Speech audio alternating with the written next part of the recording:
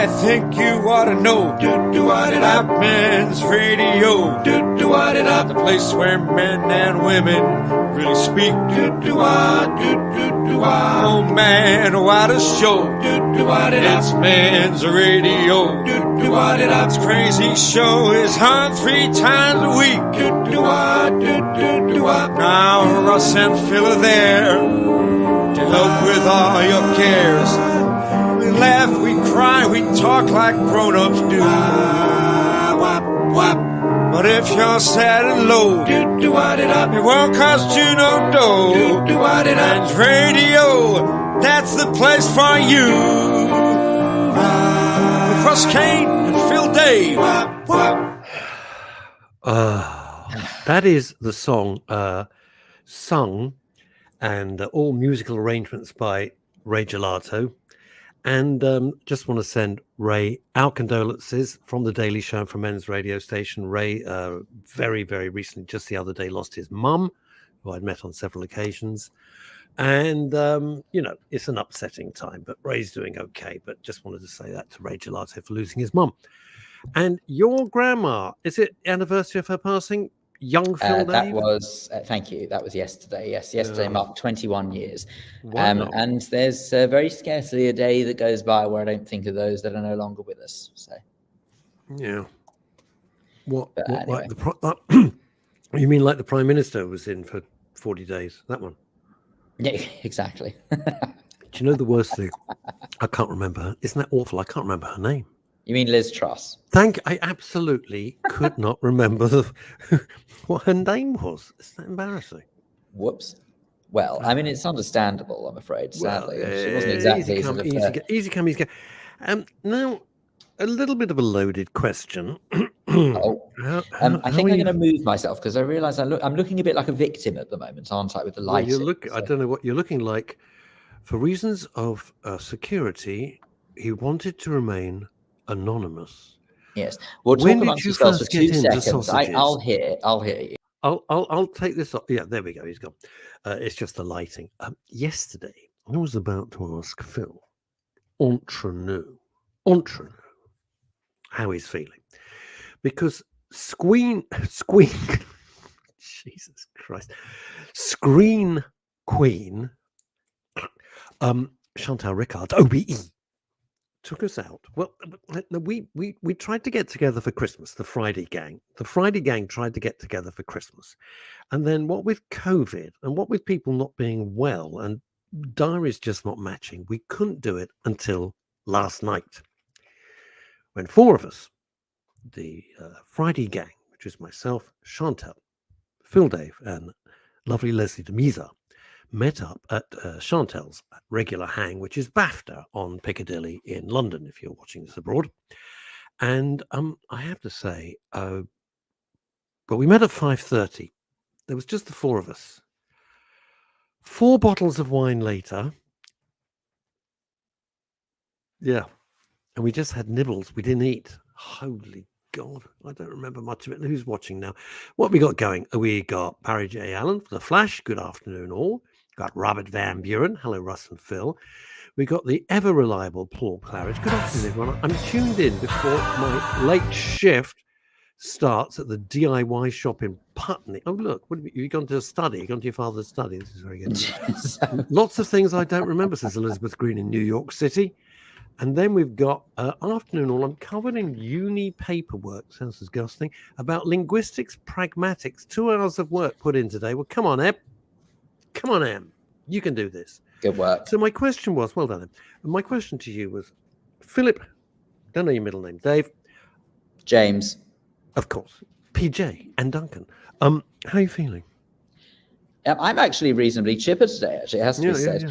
This morning, I woke up with a slight, shall we say, lack of lust for life.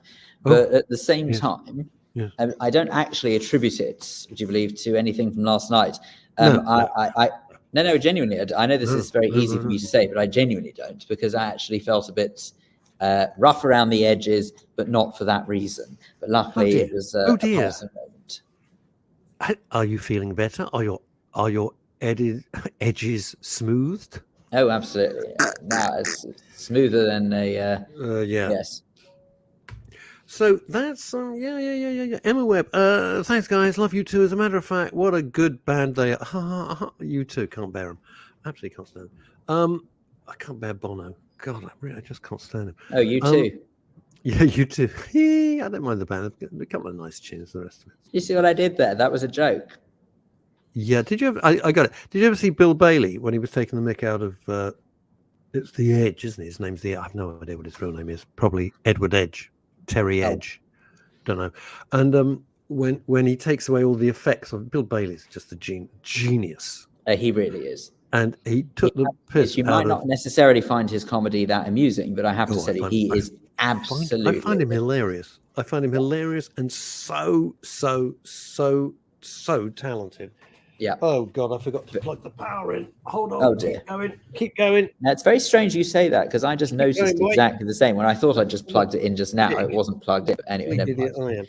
Sam Monroe says, very nicely sending hugs, Phil. Thank you very much indeed for that. I'll explain that in just a moment.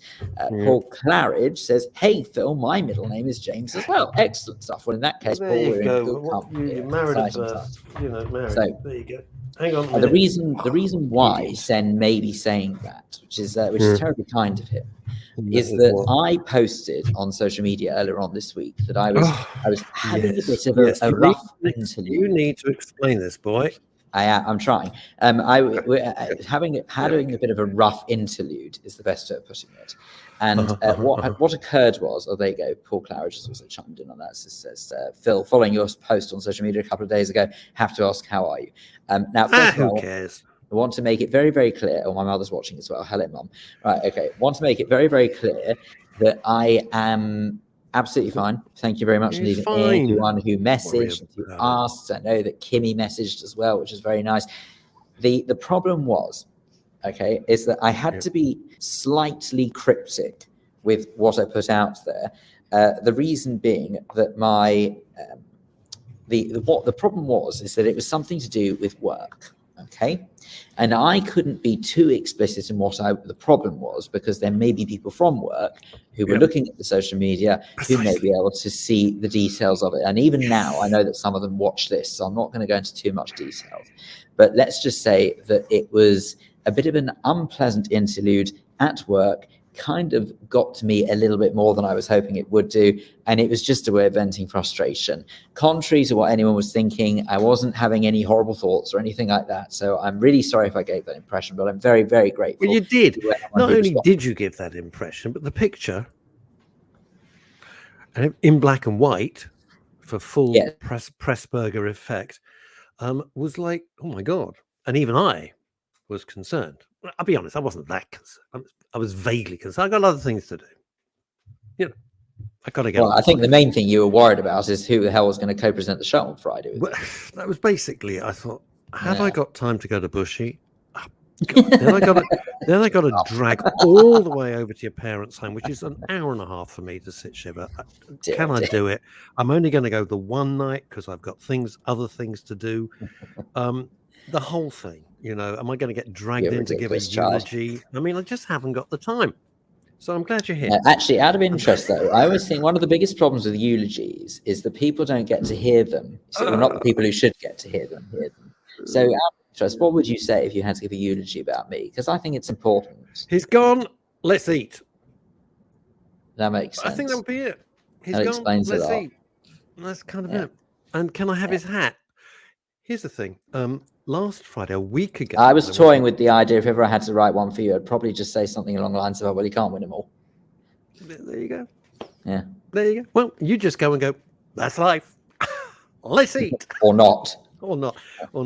Last Friday, I was at a funeral of somebody who was very, very special to me. I did mention it. I will mention it again. Jo Sandilands, who was the lady who was in charge. She was program controller of Capital Radio, and it was her and her husband, she subsequently married, the great David Briggs. And Jo sadly died of cancer very, very recently. And it was a most beautiful service, the most wonderful service. Here's the thing. I felt a bit of a dick. I dressed very, very smart. The hell were you doing there? What? Oh, I see. No, wasn't Catholic. So it was beautifully done in Mortlake. Where did I go? Mortlake Crematorium. Beautiful, beautiful grounds. Took me forever to get there. That doesn't matter.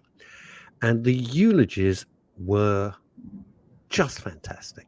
Absolutely wonderful.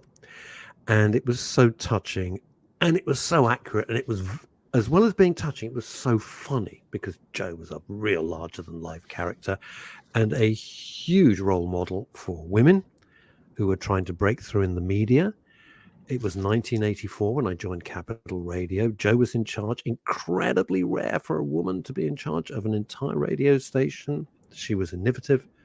She was quite brilliant. She got some stuff horribly wrong. She was the first to admit it. She was tough, enormously fair, and she ran it with respect.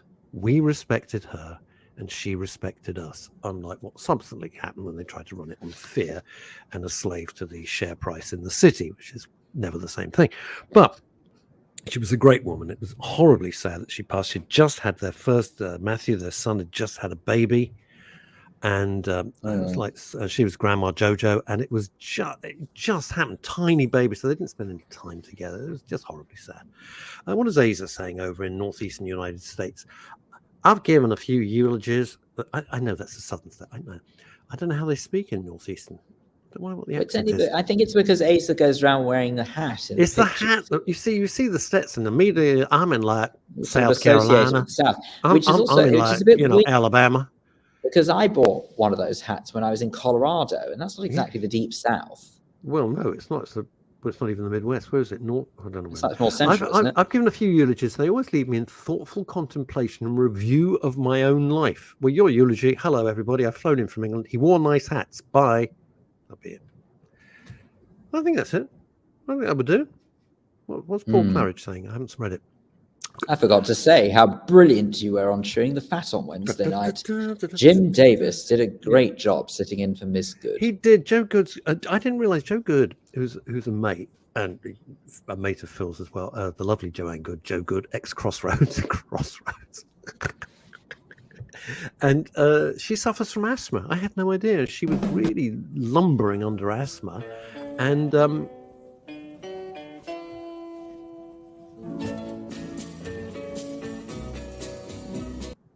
anyway, I didn't know she suffered from asthma. This is the set on Crossroads. This is meant to be a wall, right? Don't go, Miss Diane. Oh no, there's the wall of Crossroads. It just goes. I never watched Crossroads in my life because I just thought it was trash. But I love the Nolly series. You know, they've got some episodes on now on ITVX. I bet they. I tried to watch. Exactly. I tried, I'm yawning thinking about it. I tried to watch them. I have to tell you, I have no idea how it was so popular, because I'm really sorry to say. It was awful. It was just awful. Face it, the acting was awful. Everything about it was crap. Ramsey, this is a really interesting thing. We'll put it up there. Did you hear about the funeral service for Tony Gubba? This is a football thing, isn't it? Barry Davis left his typed eulogy on the lectern. John Motson spoke first, and as he departed the lectern, he picked up not only his notes, but those that Barry had left before by mistake. So when Barry stepped up, his notes were missing. Oh my God. Oops. I'm really fanatical about stuff, and I won't let it. If I've got to if I'm reading, if I've got to give a talk, or if I'm, if it's a keynote speech or whatever it might be, they don't leave my pocket, and I check it like every 30 seconds. Still checking. That's what I do. I'll be honest with you. I actually find it easy if I do stuff like that to just not have notes. Well, if you try doing an hour and a half stand up and not have any notes. Try to do that. Okay. What's Sensei? This is what do you mean okay? All right, that sounds like a challenge that I would. You're going to do an hour and a half stand up. I'll pay to see that. Sarah Monroe, I visited my aunt in Finchley. Hang on a sec. You don't need to say I need to say anything funny. You said an hour and a half standing up. Jesus, that's what I'll do. Visited my aunt in Finchley N3 yesterday. Bless her. She has dementia. Yuck. Said her long-term memory is spot on, but her recent recall is so. I just wanted to say, see your loved ones and show them love while you still can. Well, absolutely right. Oh, look at this. Not in Houston, Texas, but I don't even know where she's living now. Sorry, late to the party today. Oh, read the list bit. Read it. Go read the last bit. Come on. Out getting a new car, apparently. Oh, out getting a new car. Oh, what are you getting? A Cadillac? Are we getting a Cadillac Escalade? Are we getting a Cadillac Escalade? Elizabeth Green reckons that she would have lost her life after doing an hour and a half of stand-up. Elizabeth, so would the audience. Ouch, you're on fire today. What's wrong with you? 4 bottles of wine. Jesus. I got to tell you, it was hilarious. Only Chantal could do this. It was just brilliant. She said, leave this to me. And she was very generous. You can't give the trade secret away. No, I won't give the secret away. But I thought we were going to split the bill 4 ways. And she's literally... I did as well. It was very embarrassing because we would only have the 3 bottles of wine, not the 4. Oh, I wouldn't. I would have asked to take one home. You were going to take... The cork was brought back. You were going to take it home.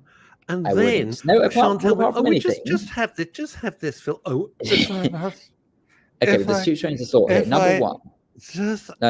Number one, I love you. Right? You can't take open alcohol. You're not supposed to take open alcohol on the London Underground. So that would have been an issue. Report you as a sleep calm. Number 2, I'm very tired today. Number 2. Oh, that was nice. Please yawn in the middle of a show. Why don't you? How professional. No wonder that thing happened at work. No wonder. I'm phoning Rupert Murdoch. I'm phoning Rupert Murdoch in about 30 seconds. Go on. You should be so happy that I'm that relaxed around you. You should be so happy that I'm that relaxed around you. I know it is. What did you say? However, I got into the show tunes choir at 90. I don't know. What is this American? What is 92Y? I don't know. Liz, I don't know what you're talking about. What is the show tunes choir at 92Y? I don't know what this means. 92Y. Explain. Right. What is Aza saying? All right, I'll read it. Don't worry. Don't go to any trouble. I no longer use notes. Rather, I use an iPad. Sorry, I was just reading what Leslie Ian Jones had put afterwards. I'll read that in a second. I use an iPad if the event calls for it. I frequently speak for an hour and a half, and I will also avoid notes altogether if possible. Bravo, Asa.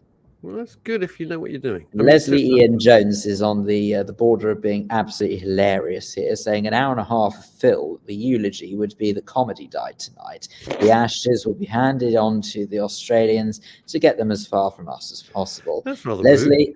Leslie, I have to say... don't say anything. Don't say anything. With comedy skills like that, you, sir, should be on the stage. Ideally, the first one out of Dodge City. It's a cultural centre on the Upper East Side. Okay, that's what 92Y is. Ideally sweeping it, but anyway. Sam Monroe, I wholeheartedly agree. Paul Claridge is going to make sure that we disappear behind a message here. Where's it gone? Just want to give a shout out to my friend Lauren Lovejoy. Okay. You may recall she was a guest on the show a couple of years ago, along with Anna Kennedy, talking for an entire hour about bullying and Asperger's. She's having a bit of a tough time at the moment, so just want her to know that she's loved by her friends. Well, that's very nice, Paul. Well, that's good. And Elizabeth Green's back again. It's a wonderful gym full of old ladies, all short. Do you measure all of them? I mean, she goes. You have to go through a height chart before you enter. They go through a height chart. If they're over 5'2", they're not allowed into. You will not be allowed to use these facilities unless you are under this height. Yeah, if you're vertically challenged, you can come. It's sort of a little bit like all of those Have you ever wondered where all of those signs that they had for roller coasters that were misprinted? That rather than saying you have to be over this height to be able to use this ride, you have to be under this height to use this ride. And as a result of it, they sent them all off to the gym where Elizabeth Green goes, clearly, the short gym. It's weird you said that. One of the big conflicts with the twins when they were very, very little, they're 24 now, so they ain't very little, 6'3". When they were very little, we used to go to a Chinese all-you-can-eat restaurant in Colindale, which is in North London. I think they knocked the whole thing down. Remember it well. They knocked the whole thing down. Anyway, I used to love it. They've rebuilt it. They've rebuilt it. Yeah, what they've done now is that site used to be the Johan Plaza. That was it, Johan Plaza. That was it. And what happened is that after a short, because I remember when Johan Plaza was built, so it wasn't that old when they demolished it. Blimey. But when they knocked it all down again, they built half of it to be an Oriental food hall. Called, and anyone listening in America, by the way, the word Oriental is perfectly acceptable over here, so don't write anything, please. But Oriental food hall called Bang Bang. And that is now what it is. Half of it is a food hall. And then the downstairs is the Chinese restaurant. Next to it, they've built this massive Morrison's. Oh.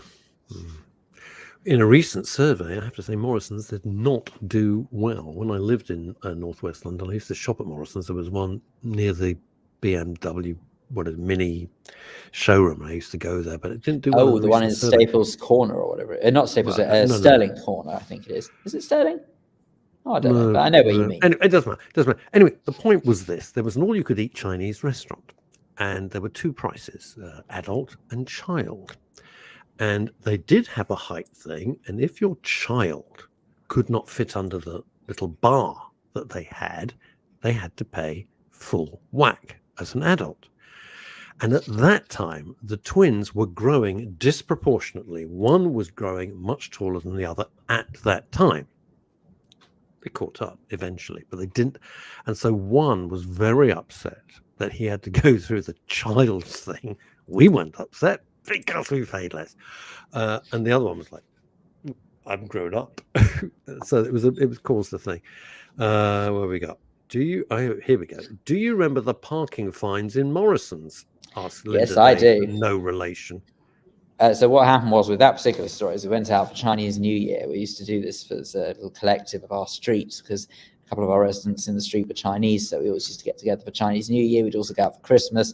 And also we had a street party. It was quite nice. We just had 3 annual events where we'd all get together. Anywho, went out for Chinese New Year to the restaurant at the Bang Bang Oriental Food Hall. Nice. And the service took so unbelievably long that we were all automatically issued parking fines for parking in the Morrison's car park, which has a limit of 3 hours. Oh, my God. And we all got issued fines. Blimey. What have we got? Chrissy Richards, who's in Spain. Lovely to see you, Phil. Where have you been? Well, it's funny you asked that. This year I'm off to sunny Spain. Hey, viva España. I've been here. Wow, this is rather important. David Green. Wow. Happy Friday. Oh, my. I thank you to Men's Radio Station. Wouldn't be here today. Oh, God, I've gone all cold. Without your show. Thank you, everyone. David, if we've done that, then our purpose is being our mission's resolved. Complete. Thank you. Well, we have a long, long way. David, we wish you well. The thing about it is, our mission is we can help just one person. I mean, not over all the years, because that would be rather a huge investment. But what I mean is we can help one person at a time. There's the thing. I'll tell you what was my guiding light with this. When I was involved, I was a trustee of Variety, the children's charity. It used to be called Variety Club, which I preferred. Variety Club. And then I was Chief Barker. And I turned to somebody very eminent there. And I said, how do we cope with all these children? How do we deal with the thousands and tens of thousands of cases that need looking at? And she said, I never forgot, she said, one child at a time. Wow. We deal with it one child at a time. That's how you make the difference. And that's how I feel about Men's Radio Station and indeed Women's Radio Station. One listener and viewer at a time. And if we've made a difference, fantastic. If you're just amused by us, I'm happy with that. If it gives you comfort, that's even better. Elizabeth Green from Manhattan is saying this: the Friday banter is always a treat, especially from New York. Bless you. Yeah, the Can I just say actually on that, what you're saying about on the amusement front, yeah, right, is that actually it's important to stress that although I know that we do prat about a bit on a Friday, there are a couple of reasons for that, and I don't want people to lose sight of why we do that. We are aware that obviously that as an output, MRS is to be taken seriously, and we obviously know that it is for a very important reason that we do what we do.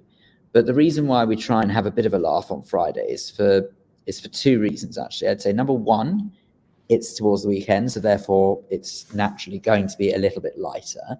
And also I think it's nice for people to know that there is somewhere they can go on a Friday where, as you say, non-judgmental area. Yeah. But it just means that you know that you can talk about something serious, but with a backdrop of having a laugh about it at the same time, so it's not too depressing. There's a very good reason why we laugh about, and I don't want people to think that it's just the two of us trying to have a laugh at, or what is ultimately a very serious subject's expense. And I think sometimes it's very easy to forget that that's why we do what we do. I think we live in a humorless world, in a world where everything is so frowned upon and so cancelled and so revisited with a repulsive Stalinist revisionism, that anything that isn't that is a very big thing. Absolutely. Good Lord, she's still drinking wine. I can see she's still drinking the wine. Gracious me. Matthew's. I must admit, I'm slightly surprised to see she's moved on to a straw now. Yeah, a bit desperate. Not even a glass. Blimey, right. Wow. Have you actually? I have to tell you, I don't know whether I can get a photo of these. I've seen one thing that I absolutely love. If ever you're needing inspiration of what to buy for my birthday, I'm just putting it out there. Hang on 2 seconds. That was a hint. But have a look at this. Hang on a second. Right. What are you doing? I don't know whether he's busy. I just need to look up. I need to look up something to see if I can. Right, well, I'll just. Here we go. Here it is. Okay, it? so what I'm going to try and do is I've got to try now. And now work it how to get it up on the screen. I've no idea. Yeah. I never know how to do this. No, I don't either. But you carry on reading messages. Ace is saying this. Ramsey, an hour plus eulogy. We are grueling. An hour's eulogy would be horrendous. I'd be asleep. This wouldn't be the only one. As you were. He said, that's what I thought. Yeah, so everybody's now on point. No, an hour's eulogy would be, God, that would be absolutely real. Are you doing this thing before we introduce? Yeah, I will do. So what do? Hang on a sec. Well, I tell you what, why not let's bring Chantel on? Because actually, let's bring on the hostess with the mostess. Screen queen. The screen queen. Chantel Rickards, OBE.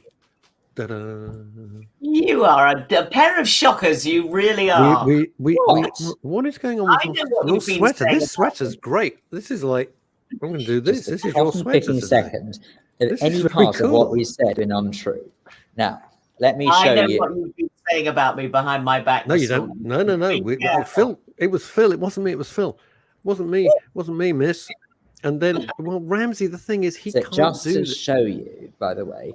It was one of these saw this, thought of you moments, right? Have you ever seen these? These are marvelous. Have a look at this, everybody. Right? This is a bottle top. So what you do is you open up the bottle, shove that into the top of the bottle, and it converts the bottle into a glass. It's bloody marvelous. No, it's a terrible idea. Oh my God, they're wasting no time. Shanters, look, I'm going to put it up because there's no point in hiding it. Look at this. Is Chantel fix it? Well, you know what? You're right. And funnily enough, we spoke about it last night. We did. He was such an icon. And okay, one of my heroes. We better get some background, because otherwise people are not going to know where this question comes from. And Ramsey, thank you for the question. So last Sunday was the BAFTAs. I think I've been banging on about my voting for the BAFTAs for the last 3 or 4 months. Award season is now nearly over, and I feel quite grateful for that. Anyway, it was the BAFTA Film Awards from the Royal Festival Hall, and BAFTA, needless to say, did not come out of it terribly well, according to lots of the press pieces the following morning, Monday morning, because most particularly they had left out. And a lot of people were upset by this. They had left out a tribute to Bernard Cribbins, the actor, in the In Memoriam section, which they always. I'm sure it wasn't in memorandum. That was yesterday. Phil's going, what about that in memorandum? What? I think they didn't get the memorandum somehow, somewhere. I knew it began with a mem, but anyway. Yeah. So they got a lot of criticism for that, and then they put out a statement saying that Bernard Cribbins would, of course, be considered for the In Memoriam section at the BAFTA Television Awards in 3 months' time. Well, that just made it worse by saying that he would be considered, when a lot of people think he's not the word, is it? I mean, the Railway Children to me was one of my absolutely favourite. Oh, wasn't it bliss? Movies. Absolute bliss. Can I tell you something? I had to do a show on another radio station, doesn't matter which, of my top tunes that I would take. Yeah. and one was right. I don't mean right said Fred. I'm deeply dippy. Not that one. Right said Fred. Da, da, da, da, da, da. As a kid, I bought that Have a record cup and of I tea. played it to death, and I still love that. And the one about the hole. Here I was digging in a hole in the ground, so big and sort around it wasn't there, was he? I just love those Bernard Cribbin songs. I still do. There you Brilliant. go. So anyway, where are we with this saga?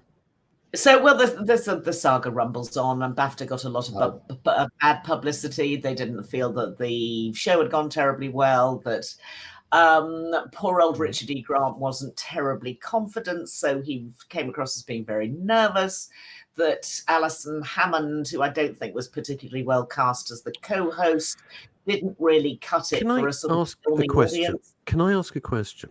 And it's a serious question, because I think people would welcome the opportunity to hear it from you, because being a senior figure and having been associated in the past with it so very, very closely. Yeah. This is a hugely prestigious event. If you follow Twitter, which I do, Richard E. Grant is in deep mourning for the loss of his wife, who friends of mine knew well. I'd never met her, but my friend Colin knew her well, said she was absolutely fabulous. And you read Richard E. Grant's posts, and he is in deep mourning. He's in horrible grief. This was not appropriate. It was too soon. Of course he was nervous. I've been there myself, and you try and power on, and if you do it too soon, it's never great. So that, I think, was a mistake, because Richard E. Grant's marvelous, but you could see the turmoil. He's in, when he posts a tweet, it's heartbreaking. He's in bits. Actually, I didn't know that. That was completely... Chantel, he's in bits. He's really grieving horribly. And then the other thing is, with the greatest respect, Alison Hammond is fine for chitty-chatting to somebody off Love Island or something. She hasn't got the gravity. And I like her. Please don't think I'm being rude about her. But, it's like you wouldn't get me to do the Nobel Prize, announcing. It would be completely ridiculous. Indeed. But she was out of her depth. Out of her depth doing this. Who makes these decisions? How do they think, well, that's a good idea? It's not a good idea. I think there's a big posse of people making the decision. I mean, there's a new production company run by an old colleague of mine, a guy called Nick Bullen, who I admire a lot. He's a very good program maker. He would have been part of that decision making, along with the BBC, the entertainment department of the BBC, along with BAFTA themselves. So there are quite a lot of stakeholders, which of course always makes things worse when you've got a lot of people around the committee table, all trying to come up with decisions.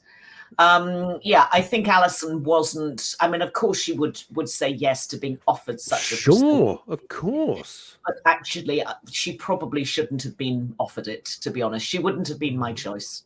Well, as Ramsey says, BAFTA shouldn't beat itself up. I thought the show was okay, and there were no embarrassing speeches, and no one got slapped. No, very true. Ain't that the truth? It's only because certain individuals weren't invited, but Well, they should never be invited. They should never be invited to anything anymore. I love the Banshees film. So please, Barry Keoghan. Oh, right. Won an award. Don't know who that is. And here's a quick question coming in from Spain. It's a relief to watch your shows because you don't go excessively about the toxic duo, the Montecito Moaners, as they call them, thank God. Tell me what... Or hardly a migraine. Me again in the gingerbread. Tell me, what is the Met Gala? A Met Gala is the excuse to dress up like an idiot. I think that's basically it. That's one way of describing dress up like a twat and then just pose on the steps and everyone goes, aren't they great? And you go, you haven't got any friends, have you? You've got no one who's going to say, be Phil, very, you look very really careful, stupid. Russell, because I'm afraid if you sit on the fence that often, you'll get splinters. I'll get splinters up my tuckers. Yes, I know. The Met Gala...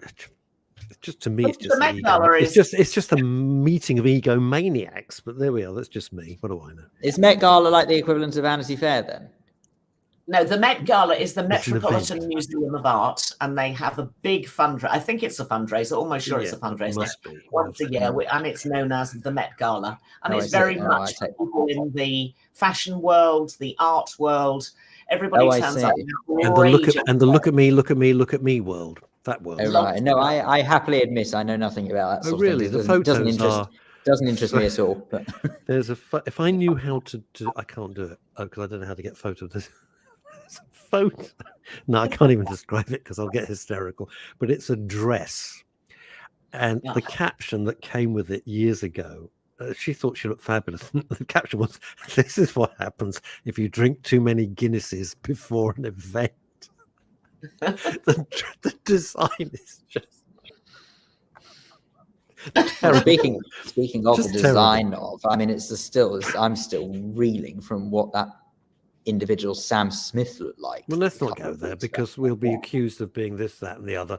He looked like Oh, a we don't need to DFS. be He basically looked accused. like a DFS sofa, but there we go. That's just what I thought he looked. He looked like the ace of clubs. If he was lucky. And of course, everybody said, well, "What are you? You're just David Bowie light." At least David Bowie was a creative genius, and you're not. I was going to say, I hate it when people Bowie try did and this. compare him to Bowie Bowie. did all this 40 years ago. It's nothing new. And not to We've all mention, seen he it. actually was damn talented. There's a scary Bowie thing. was a genius. Bowie was a genius.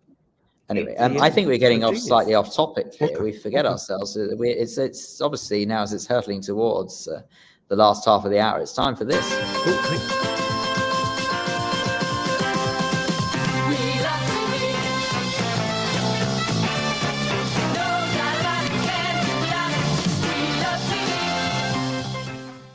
Oh yes, we do indeed love TV. Well, we better start with TV then. Yay! Yeah, exactly. No, but actually, very quickly, a big shout out to Barry Keoghan, who was absolutely my favourite for the best supporting actor for Banshees of Inisherin. He literally was the most gentle, most humble person I met in my 5 years in Hollywood. Lovely young Irish actor, grew up in foster care and has won his first really big award, and we'll see if he can replicate that at the Oscars. Amazing young man and well deserved. So shout out to Barry. I don't know if he listens, but if he does, well done, guy. Wouldn't that be cool if he did? Well, that'd be great. Yeah. Have you given the review? I'm taking us to prison. Only because I've actually spent 2 days in prison. One in America, which I think I've told you about before, and also a day at Brixton, Nick, about 10 or 15 years ago. Again, another sort of a charity thing I was asked to contribute to, all about, trying to see what we could do for convicts and what happens after they get released. Anyway, there is an incredibly good documentary series that's just started on the BBC. It's sort of amazing. It's never been done before. And it's simply called Parole. Like so many of those documentaries that are about the police force or about medicine, surgeons at the moment. The surgeon one on BBC at the moment is absolutely brilliant. But this is about the parole system, which I knew virtually nothing about. The BBC have made an incredibly good 5-part series. And in each episode, they take 2 people who go to the parole board. There are 350 people who sit on the parole board, and they will assess whether it is right to let out somebody early before the end of their term or not. It's a very simple idea. You basically hear the story from the guys in prison. Certainly in episode 1, it's 2 men.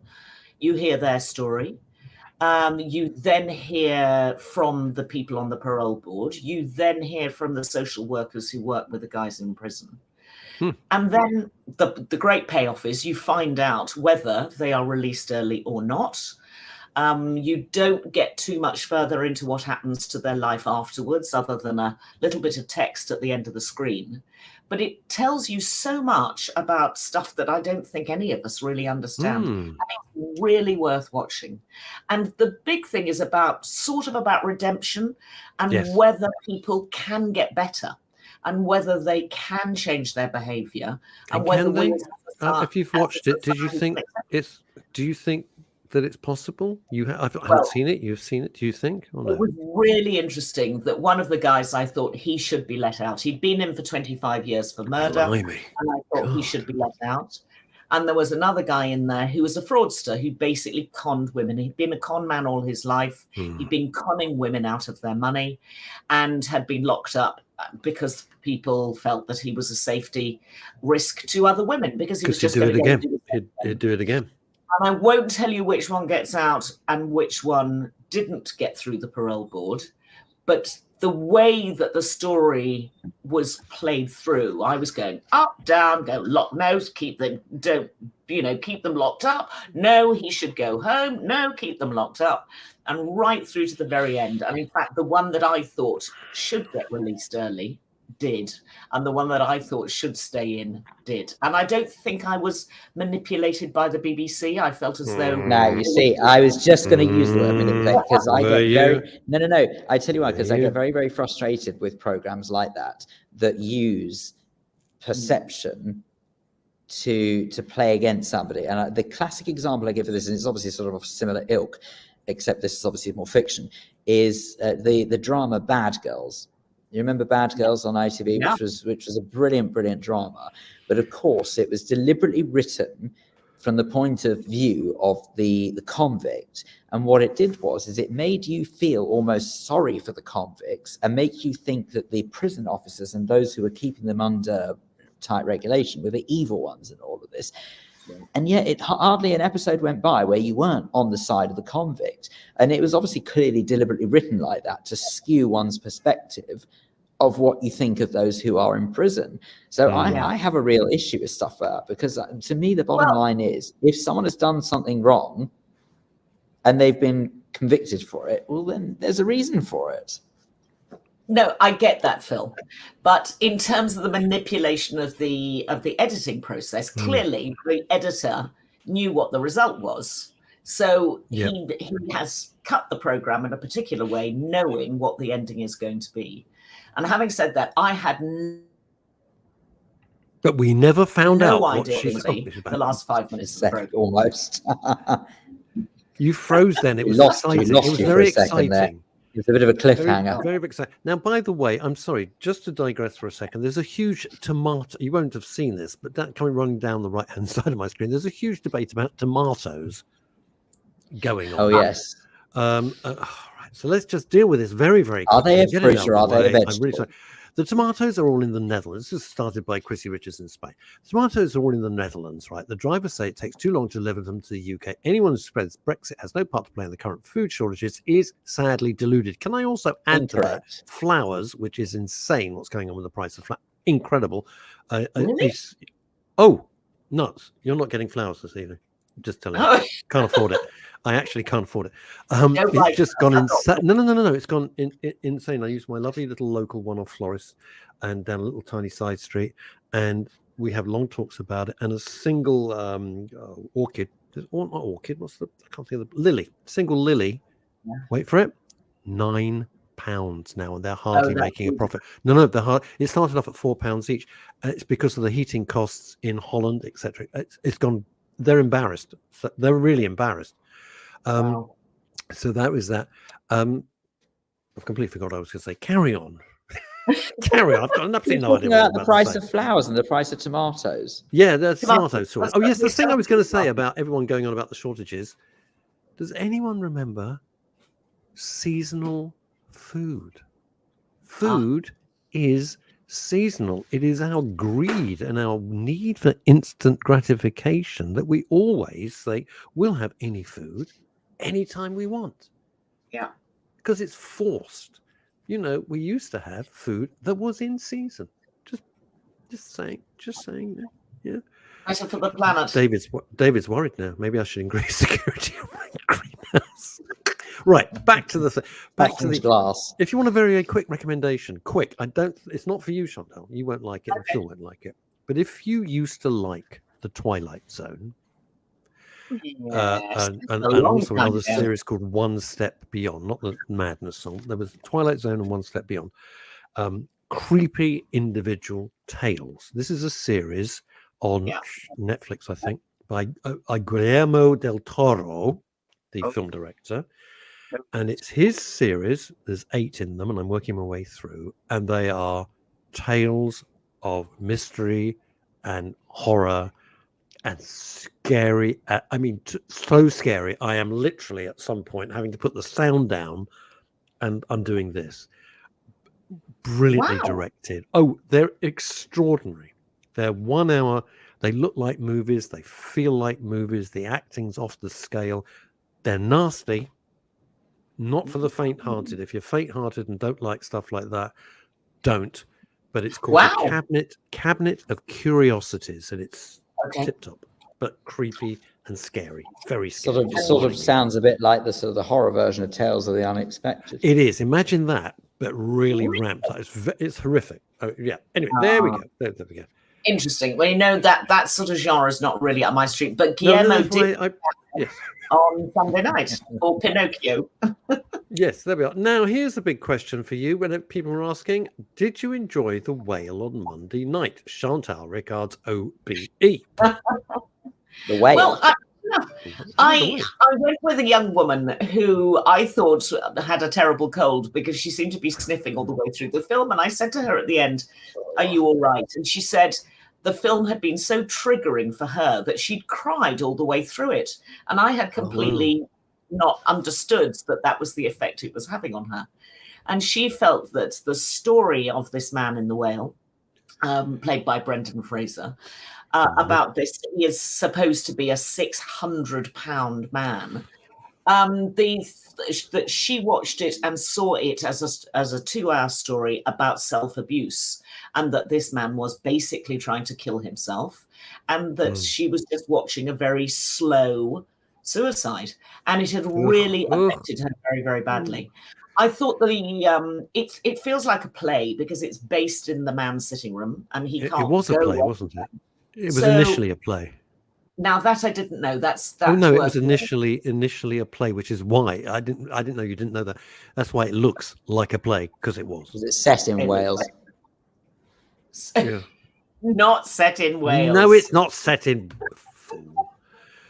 This is very interesting. Now, you've seen the film. I talked myself out of it. You invited me very kindly, and I declined. I was upset, says Ramsey, watching the trailer, knowing that Brendan Fraser had gone through his own issues. I think that really, well, no, I haven't seen it. From the interviews and the chat shows, he looks like he's gone through the mill. I don't mean physically, that's none of my business, but emotionally, he seems terribly fragile. Terribly fragile. Yeah, I think he's had a tricky few years, and everybody is talking about this as his comeback. I think he's been in an emotionally tricky place for a few years for a variety of reasons. I mean, the performance is astonishingly good. I think the screenplay is good, but it's a hard watch. Did I enjoy it? Enjoyment's not really a word I would use, but I admired it for the craft that the filmmakers have brought to it and for the performance. So I think it's very tricky. I think it's very tricky like that. If something is supposed to be admired but not enjoyed, how are you supposed to feel about it? Because is how I go. That's how I deal with it. I don't go. It's simple. I don't go. But what I'm trying to get at is that there are films that are not supposed to be enjoyed, but then I don't want to see them. But I don't know what the emotion is. But that's what I'm trying to say. What is the emotion? What's the reaction? I just want to say something. Russell, I'm raising a valid point here. I'm trying to say, what is the emotion that one is supposed to feel? Is it's not enjoyment? I don't go. Life's too short. I don't want to be miserable. Thank you. Doesn't mean I won't look at the issues, but I don't need to go to the cinema and come out feeling like crap 2 hours later. This isn't entirely about weight. The weight, forgive me if I've got it wrong, Chantal, I'm speaking from ignorance, not from having seen it like you have. The weight is the metaphor. The weight is kind of the metaphor for the man's self-destruction. The man is destroying himself. It's through weight. It could be through drugs. It could be through booze. It happens to be through weight. It's not about being fat. Oh, I said the F word. It's not about that. If Roald Dahl was here, he'd be appalled. He'd be Roald Dahl. And what do we got here? And I just say, by the way, breaking news. Puffin, within the last half hour, the publishers have released a statement saying that they are going to keep the classic writings of Roald Dahl. However, I hate to say it's not all good news. A moderated version will also be available, so they're going to keep both. So they're not reworking it. and having only the reworks. It's just that they will rework it alongside. So people will have the choice. If they're in danger of being upset by the original writing, they can choose a more moderated This has got to stop. Well, can we just deal with the Bible? As we all, I think everyone I know with the brain says, you know what, the first book, the Bible, rewrite the Bible. Take out all the misogyny, take out the violence, take out the hatred, take out the loathing, just clean it up. And then it'll be a leaflet. Then it'll be the size of a pizza leaflet for a pizza delivery company. This is in the beginning was word, and that's what we can say. Boom. And take out anything which isn't scientifically proven. So when it says God made the world in 7 days, that's gone. I feel very strongly about this. The most you should do is put something on the cover warning that, contains that. Don't rewrite it. It's not your job to rewrite. I really violently object to this. Seriously, could you imagine rewriting Harper Lee's and then sort of basically sort of having the N word removed? Right. I'm sorry, it's obviously a very offensive word, but at the same time, if that wasn't in To Kill a Mockingbird, I would be one heck of a problem with that book. Well, I mean, the thing is that we would lose a lot of really great literature if we didn't have Captain Bligh, if we didn't have Cruella de Vil, if we didn't have, so many people who've been the great nasties. Yeah. And that if we expunge them, then where are we falling down in not helping children build resilience or understanding? And it's worse. Chantal, let me ask you this. You're joking aside, you're a senior figure and influential. Who are we? It's a two-part question. Who are we protect? Who are we protecting? 10 points. Who are we protecting? And number two, who voted or gave permission or authority to people that we don't know, nameless drones, who decide they're going to censor? Who are these people? I didn't vote for them. The rights holders are the people in anything, whether it's television, film, whether it's a screenplay, whether it's a book, the person who owns the rights, whether that's the author or not. It's not necessarily the author, because the author may have sold their rights onto somebody else. May have died, of course. Indeed. Might be dead. I mean, J.M. Barrie definitely is dead. Shakespeare's pretty dead as well. And Shakespeare's pretty dead. Exactly what we're going to do without all, Lady M. We shouldn't mention the full name of. What are we going to do without her? Well, we're not because we can mention what we like. Yeah. We don't care. We're not on stage, so that's all right. It doesn't really matter. You see, Ramsey's point, if we don't, I so agree with this. And this is a really big point for mental health. I know we're slightly off piece for you, Shantas, but if we don't learn from the past, says Ramsey, we can't improve the future. You've got no baseline. Changing the past is meaningless and futile. You can't. My point has always been this, and I feel really passionate about it. You can't look at everything with a 2023 viewpoint. You've got to say, that's how it was then. Exactly. It's not now. It's like looking at someone writing with parchment and a quill going, well, why aren't they on a MacBook Air? Because they didn't have MacBook Airs. They were writing with parchment and quill. That's how it was. Yeah. I'm sorry. I know I get a bit passionate. Can I just say, I think there is actually something that's slightly worse about this as well, is that never underestimate how these works actually teach children the difference between good and evil. Absolutely in this world. Right. And so what will happen in the long term is if you are, as you say, Chantal, expunging these evil creatures from the works of literature, all that will happen is they'll grow up thinking that everyone in the world is wonderful and that everyone goes around singing Ebony and Ivory and won't actually recognize evil when it hits them in the face. Yeah. They won't be prepared. You can't teach children. If you don't teach children, for example, stupid example, stranger danger, you've got to prepare kids. You can't just not say, and if somebody comes up and offers you sweeties that you don't know and says that mummy and daddy have told you to pick you up from school and they want to take, if you don't tell them this, how are they supposed to learn that? And that's on you. It's your fault. You can't overprotect everybody. Yeah. We live in a real world. Some of it is horrible. Yeah. For me, the other really important thing to teach kids is resilience. And if you don't teach them that there are things that go wrong in life, how are they going to cope with those moments when they come across them? They're always told. Yeah, they won't cope. We are already in the middle of a mental health crisis. Could you just imagine in the long term what that mental health of children is going to be like if they are not exposed to nastiness? Yeah, it's going to be horrendous. This started the tiny thin edge of the wedge, and please feel free to argue, was when Tony Blair introduced the notion, Tony Blair introduced the notion everybody's a winner. Nobody's a loser. Absolutely. You don't have to call them.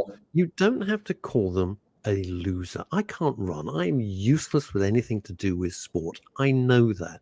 Doesn't mean I'm a loser. It means I'm not as good as the person I'm supposed to be playing. I don't play competitive sports. I have no interest in it.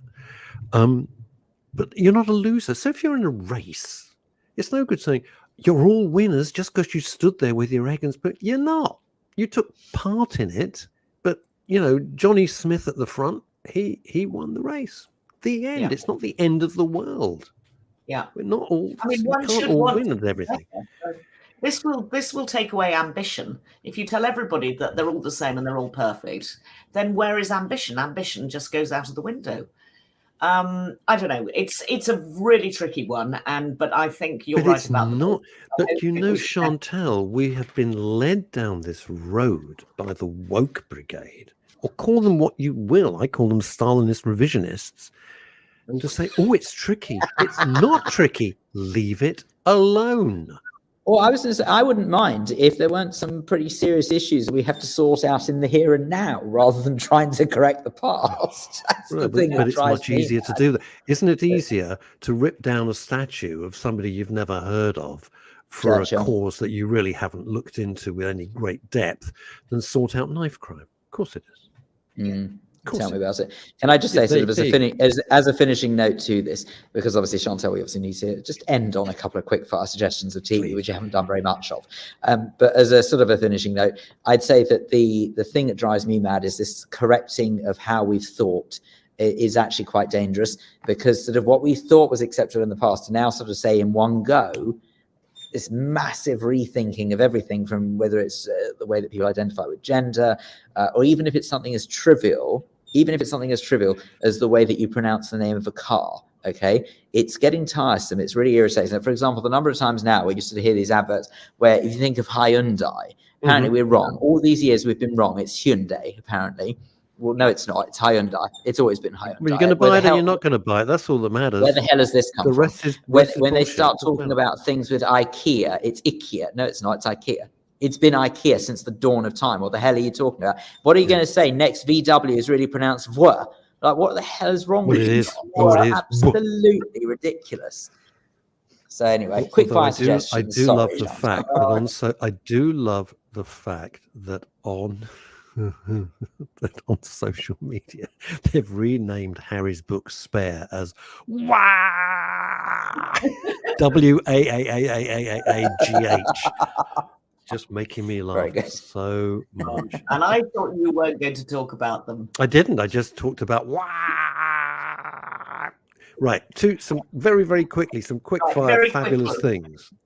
Watch this slowly, but will very quickly tell you that one of the best things I've seen on telly in a long time is a very, very good series with Chris Packham, who is a British presenter. He came out a few years ago as having Asperger's syndrome, part of the autism sort of network of disabilities. He's done a series called Inside Our Autistic Mind. And in the first episode, he takes two people, one of whom is an autistic who is non-talking, which is different from non-verbal. And he takes another young girl who is autistic, who is a stand-up comedian. And you think, crikey, how does she do this? And they create little films for them so that they can express themselves outside of what's going on in their head. They can express themselves to other people. It is so emotional. It is so beautiful. And it absolutely revolutionizes your thinking around what is going on. And that's called what? Sorry, Chantal? It's called Inside Our Autistic Minds, and it's BBC. It's brilliant. Marvelous stuff. All right, Excellent. Chantal, thank you so much. So sorry. Bless Nice you, to and have gone a thank little you, bit off thank topic. you for being And the thank most you wonderful publicly again hostess. for last night. Thank you. Absolutely. It was Great pleasure. incredibly kind and very, very generous. Much Good stuff. appreciated. Bye-bye. Absolutely. Bye-bye. We'll see you soon. There we go. But there we go. Marvelous. That's another week here on the Daily Show on Men's Radio Station. Hope you've enjoyed it. I've enjoyed it. Neil enjoys it. Phil enjoys it. Chantal and everybody else who's contributed. Bless you. Thank you for a wonderful weekend. Be back Monday. See you at noon. Bye-bye.